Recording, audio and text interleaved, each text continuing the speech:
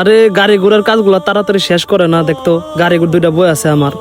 আসসালামু আলাইকুম মহাজন সাহেব। ওয়ালাইকুম আসসালাম, কিছু বলবা? মহাজন সাহেব, আসলে একটা কথা বলার জন্য আসছিলাম।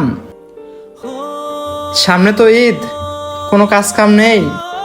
যদি একটা আপনার কাছ থেকে আমাকে রিক্সা দিতেন, তাহলে ঈদের আগ পর্যন্ত আমি আপনার রিক্সাটা চালাইতাম। তুমি রিক্সা নিবা জীবন?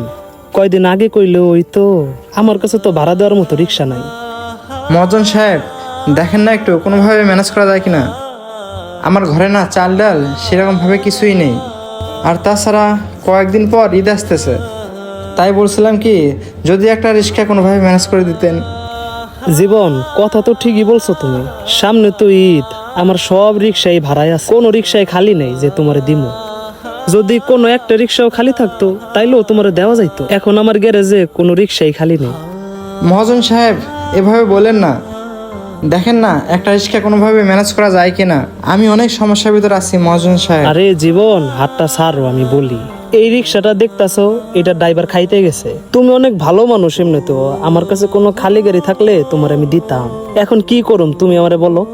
মহাজন সাহেব, অনেক আশা নিয়ে আসছিলাম আপনার কাছে, আপনার গ্যাস থেকে একটা রিক্সা নিয়ে চালাবো।